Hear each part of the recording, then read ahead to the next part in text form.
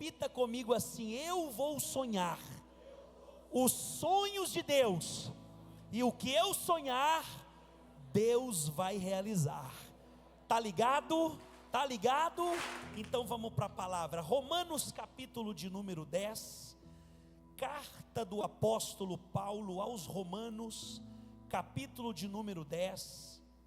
Eu quero mostrar para você como que nós podemos sonhar os sonhos de Deus. Como que nós podemos sonhar? Olhe para cá, para você receber essa palavra. Se você tem a Bíblia, pode acompanhar aí. Se não, você vai acompanhar aqui comigo. Vamos lá, 1, 2, 3, vamos ler todo mundo junto? 1, 2, 3 e... consequentemente, a fé vem pelo ouvir, e ouvir... a fé vem pelo... bem forte, a fé vem pelo... ouvir o quê? Vou perguntar de novo, a fé vem... ouvir o quê? Então levante a sua mão e receba essa primeira palavra. Quando você ouve a palavra de Deus, o seu coração se enche de fé, e pela fé você viverá os planos, os sonhos e os propósitos de Deus. Bate palma e dá glória. Aleluia. Fala para o teu vizinho: ouvindo a palavra, o teu coração se encherá de fé, e pela fé você viverá os sonhos de Deus. Tem alguém recebendo essa palavra aí? Então olhe para cá. Nós precisamos ouvir mais a palavra de Deus. Engraçado, olha que curioso, olha que cristocidência. Não é coincidência, é cristocidência. Hoje pela manhã, era 6h57 da manhã, eu recebi uma mensagem. E sabe o que era a mensagem? Um irmão da igreja me mandou um capítulo da Bíblia em áudio, um capítulo inteiro da Bíblia em áudio. Aí quando eu cliquei, era o capítulo de Eclesiastes, capítulo de número 3. Há tempo para todas as coisas na terra, tempo de plantar, tempo de colher, tempo de abraçar, tempo de afastar, de abraçar.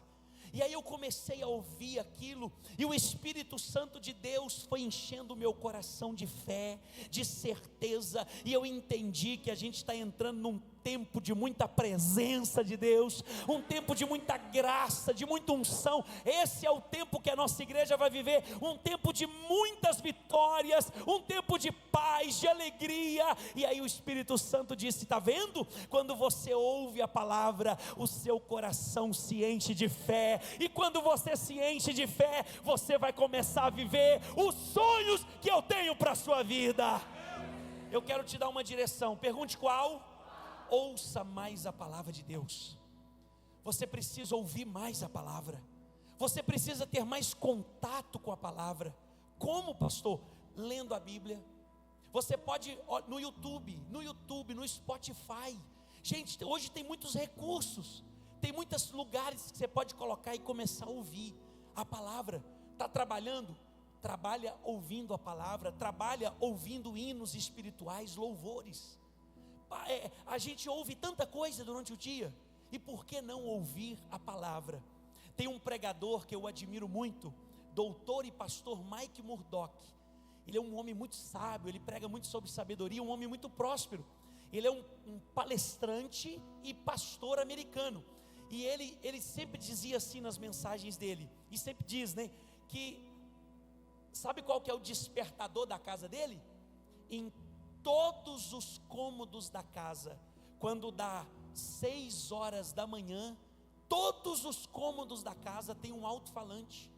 O despertador da casa dele é o alto-falante ali, desperta citando a palavra de Deus, um salmo, um provérbio de Salomão, uma palavra de Jesus dos evangelhos. Então ele começa o dia ouvindo a palavra de Deus. E o que nós acabamos de ler? Que a fé vem pelo...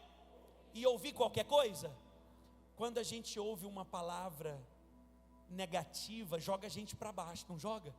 Quando a gente ouve uma música qualquer, ela gera em você uma sensação qualquer, mas quando você ouve a palavra ou um hino espiritual, você gera fé, gera alegria, gera paz e gera certeza em Deus. Quer sonhar os sonhos de Deus? Ouça mais a palavra do Senhor. Eu costumo muito também a ouvir pregações. Agora eu dou um alerta, viu gente? Uma alerta séria para vocês. Não pode ouvir qualquer coisa. A internet está cheia, mas é cheia mesmo de absurdos, de heresias. Eu escutei recentemente, porque eu tenho que escutar de tudo para saber o que está acontecendo, para orientar vocês. Eu escutei, gente, eu fiquei escandalizado. Um pastor, num podcast, ele falou assim: ó, Jesus era pecador, e eu vou provar para vocês que Jesus era pecador. Eu falei: o quê? Eu quero ouvir para ver a heresia. O que esse cara vai falar? Aí ele disse que João Batista batizava as pessoas, era o batismo do arrependimento de pecados. Então, se Jesus foi até ele, é porque Jesus estava arrependido dos pecados. Ele só esqueceu de mencionar o versículo seguinte, que diz assim, que João Batista olhou para Jesus e disse: eu é que preciso ser batizado pelo Senhor, e o Senhor vem a mim? E Jesus disse: deixa por enquanto, porque me convém cumprir toda a justiça de Deus. Acabou, derrubou a tese dele. Mas o cara estava falando de forma séria e veemente que Jesus era pecador, que Jesus, ele só foi lá ser batizado porque ele era cheio de pecado. Então tem que ter muito cuidado. Eu sempre disponibilizo para quem me pede uma lista de pastores, pastoras que eu ouço, que eu admiro, que eu sei que são pessoas sérias, da quadrangular, de fora da quadrangular. Não é só na quadrangular que tem bons pregadores, em muitas outras igrejas tem bons pregadores. E eu tenho uma lista, quem quiser pode me pedir lá no Instagram, pode me pedir no WhatsApp que eu mando para você. E aí o que você faz? Coloca lá, está trabalhando, vai escutando uma mensagem, vai escutando a palavra de Deus. Está trabalhando, coloca um hino, uma canção espiritual. Para quê? Para gerar fé no seu coração. E quando o seu coração estiver cheio de fé, você vai viver os sonhos de Deus. Irmãos, os sonhos de Deus são maiores e melhores do que os nossos. Você quer ver uma coisa? Olhe para mim. Abraão tinha um sonho. Pergunte para mim, qual o sonho? Ser pai. O sonho de Abraão era ser pai. Ele queria um filho. Sabe qual foi a oração que ele fez a Deus, Nádia? Ele diz assim: Deus, o Senhor me abençoa tanto, o Senhor vai deixar que eu morra sem filhos e a minha herança fique para o meu empregado? Eu vou deixar tudo que o Senhor me deu para o meu empregado, porque eu não tenho um herdeiro, eu não tenho um filho.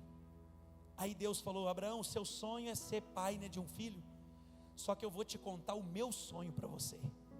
O seu sonho é ter um filho, mas o meu sonho para você é te dar uma nação. Eu quero te dar filhos como as estrelas dos céus e a areia da praia do mar. Você sabe qual que é a coisa mais inteligente que a gente pode fazer nessa terra? Pergunte qual? Abrir mão dos nossos sonhos para viver os sonhos de Deus. Por quê? Pergunta por quê?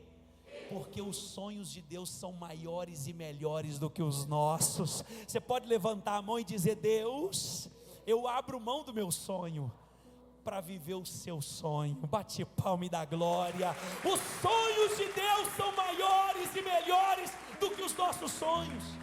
Quando é que nós vamos viver os sonhos de Deus? Quando a gente tiver muito contato com a palavra, porque a palavra vai gerar fé, e a fé vai nos fazer viver os sonhos de Deus. Posso ouvir um glória? Olha, quer viver os sonhos? Diga: eu quero. Para você viver os sonhos de Deus, você precisa começar a lembrar, a trazer na memória, a não se esquecer de tudo que Deus já fez na sua vida lá atrás, de todas as promessas que Ele já cumpriu, de todos os seus sonhos que Ele já realizou, de tudo que Ele já te entregou, de tudo que você já recebeu de Deus. Eu sei que tem gente aqui que já contou testemunho, você já fez festa, você já comemorou tantas vitórias que Deus te deu. Lembra quando Deus te deu sua casa? Lembra quando Deus te deu seu carro, sua moto? Lembra quando Deus te deu o sítio? Lembra quando Deus te deu a empresa? Lembra quando Deus te deu a namorada, o namorado? Lembra quando Deus realizou aquele sonho? Quando você bateu aquela meta, quando você passou naquele concurso? Lembra quando você venceu aquela doença? Foi Deus, era sempre Deus que estava lá te abençoando. E por que eu estou te falando isso? Porque o Deus que fez ontem, vai fazer hoje e vai fazer amanhã de novo. Levanta bem alta a mão e diz assim: eu venci ontem, estou vencendo hoje e vencerei amanhã. Você pode repetir isso? Diga: eu venci ontem, estou vencendo hoje e vencerei amanhã. Se tiver dois para dar glória, tiver dois para ligar na terra essa palavra, aplaude e glorifique. Aleluia. Fala para o teu irmão: só Deus já fez muito por você, mas é só o começo. Diga graças a Deus.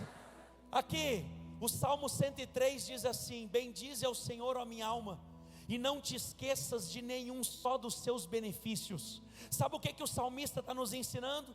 Bendiga a Deus, agradeça a Deus, seja grato a Deus, e não se esqueça de tudo o que Ele fez, porque se você for grato pelo que Ele fez, Ele vai fazer de novo.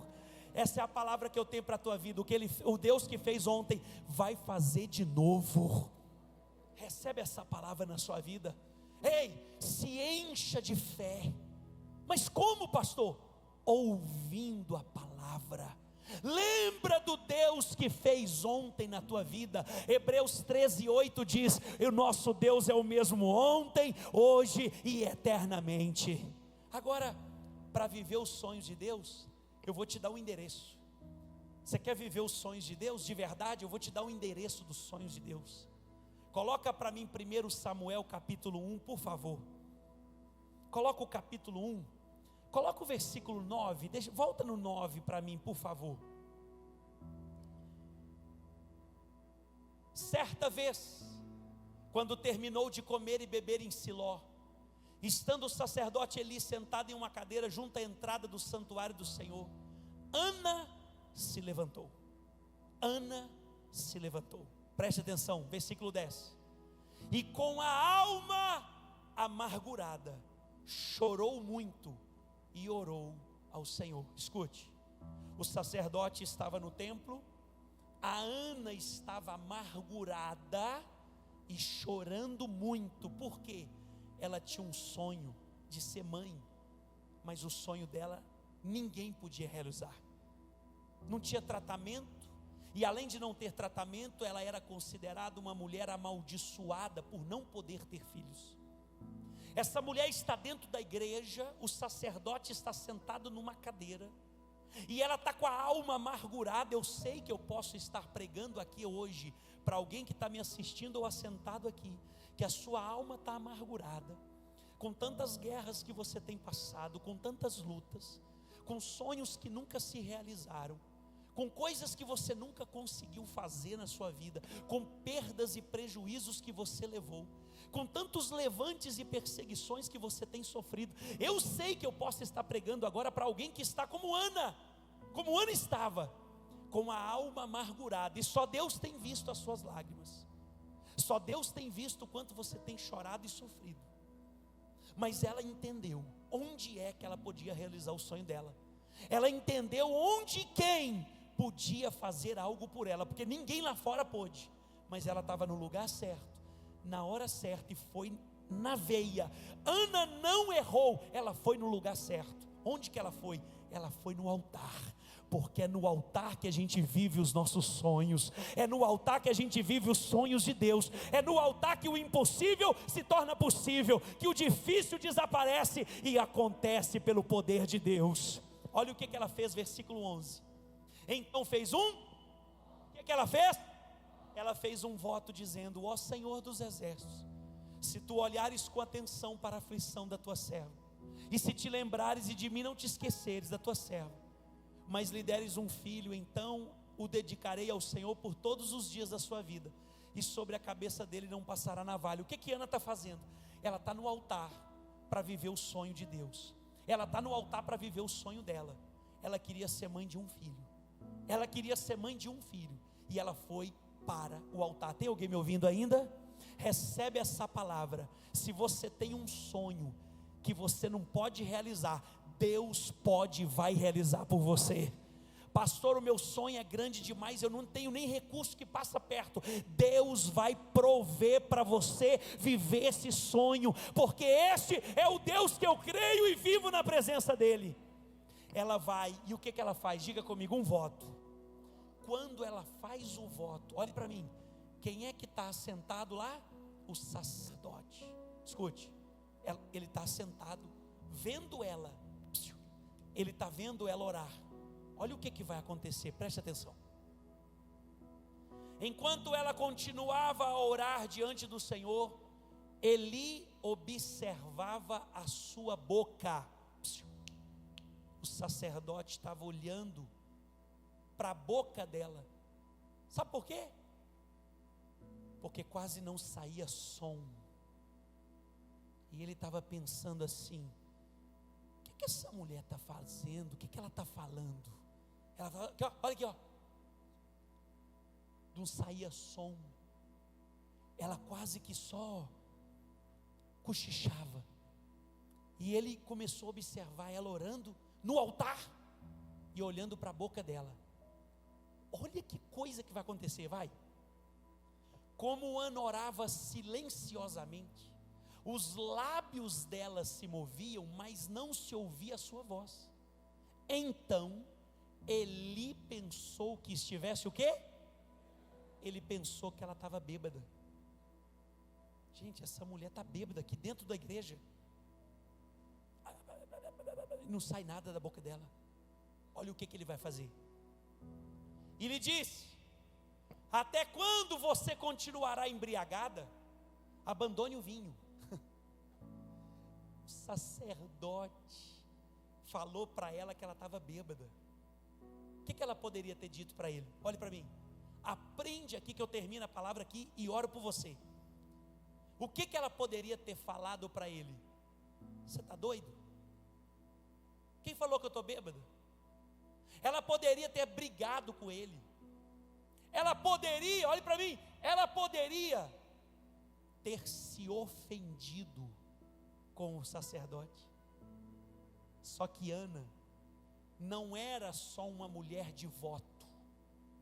Ana era uma mulher de coração blindado contra a ofensa. Olhe para cá, para você aprender. Se você não aprender a vencer a ofensa das pessoas, você nunca vai chegar a lugar nenhum na sua vida. Se você é uma pessoa que fica chorando pelos cantos por causa de um cochichinho, por causa de uma fofoquinha, por causa de um disse-me-disse, por causa de uma correção, por causa de um beliscão que você tomou, se você é uma pessoa ofendida, deixa eu te dar uma má notícia: você não vai chegar em lugar nenhum na sua vida. Mas se você blindar o seu coração e dizer assim, e disser, perdão, assim: eu não vou me ofender com nada, eu vou manter o meu coração limpo, puro, sem mágoa, sem rancor, sem ódio de ninguém. Sabe o que vai acontecer? Ele falou que ela estava bêbada, embriagada. Ela podia ter brigado com ele, levantado e ido embora da igreja. Olha o que ela vai responder para ele. Ana, porém, respondeu: não se trata disso, meu Senhor. Respeito que ela tinha pelo sacerdote. O cara chamou ela de bêbada.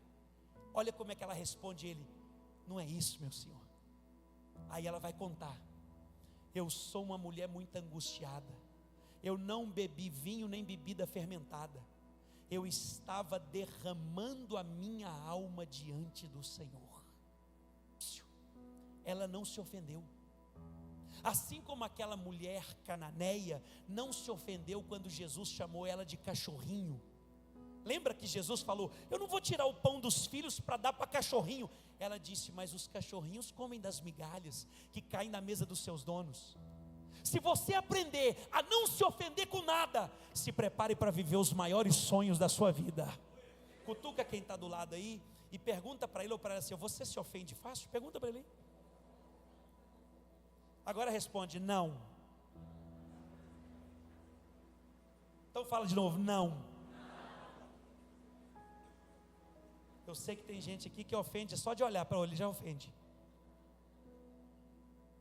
Fala: não ofendo. Fala: eu sou curado, eu sou blindado.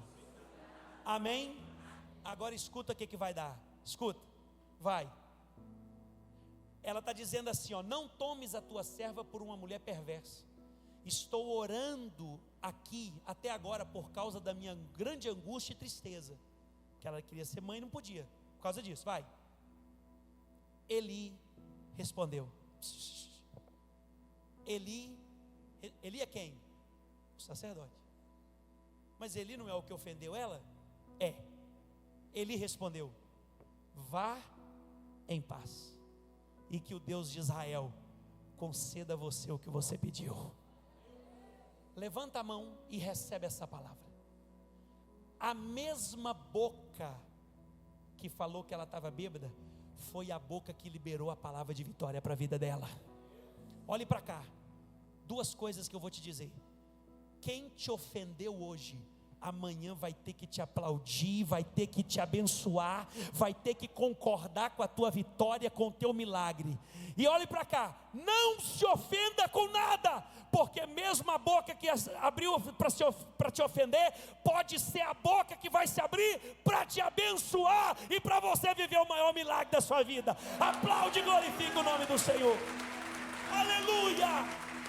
Diga graças a Deus, fica de pé no seu lugar.